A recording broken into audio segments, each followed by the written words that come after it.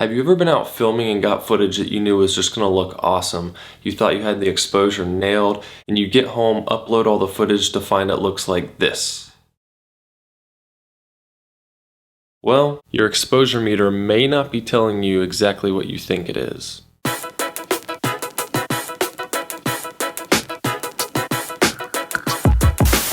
Hey everyone, Camber here with you, and today we are talking about controlling the exposure of your scenes with various types of metering.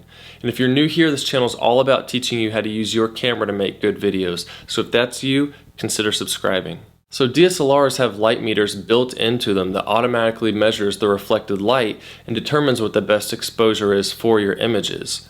And there are various metering modes that your camera will use to determine this optimal exposure, and these are evaluative metering, center weighted metering, and spot metering. And there are other variations that different cameras do offer, but we're going to just cover these main three that most cameras have. But first, you'll want to be in manual mode. The light meter is useful when you're doing other modes such as aperture priority, shutter priority, or program mode. However, you almost always want to retain control over all of your settings in video for stylistic reasons, so you'll need to be in manual mode. So, taking a look inside of the viewfinder, you can see the metering scale displayed by a 0 in the middle with bars going left and right to a 1 and 2 on each side of the 0. Each of these numbers represents a stop of light, and the metering scale is typically based on 1/3 increments of these stops of light.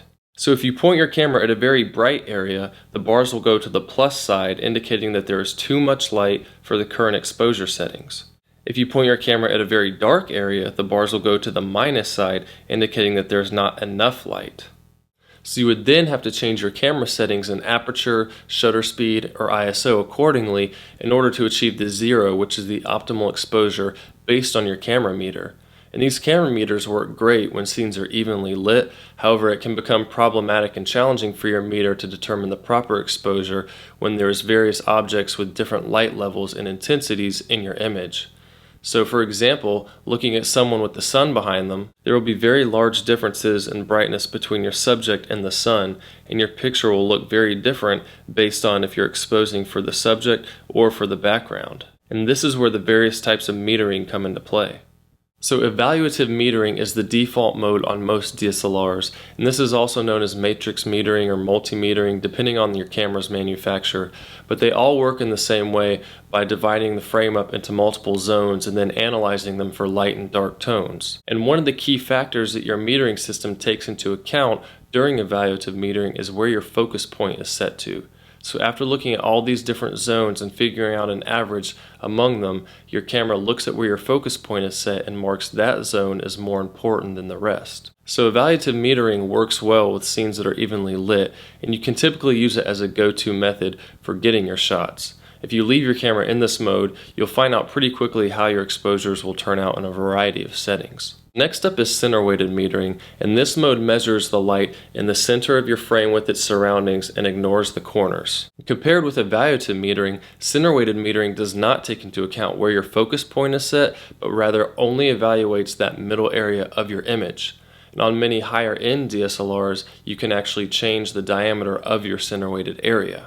A good use for this mode would be a scene where you want your primary subject to be correctly exposed while the rest of the image can generally be ignored for proper exposure. And the final mode is spot metering, which will give you the most precise and accurate exposure control over your image because it will only evaluate the light around the point that you choose while ignoring everything else. If you're getting a shot of a person with the sun behind them, but they occupied a small part of the frame, it's best to use the spot metering mode because when your subjects don't take up much of the space, using evaluative or center weighted metering would most likely result in a silhouette.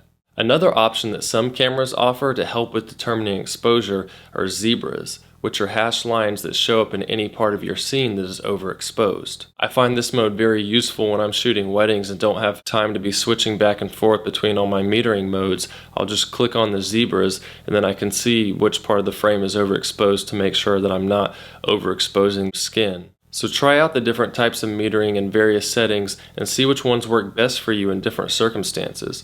Learn your camera well so you can make sure that you get your exposure right every time because proper exposure is crucial to getting good footage. And that's all I got for metering, so if this video was helpful, hit that like button and let me know down below if you have any more questions about metering. Hit that subscribe button if you haven't, and remember that the only way to get better at something is to practice. So get out there and film something. See you soon.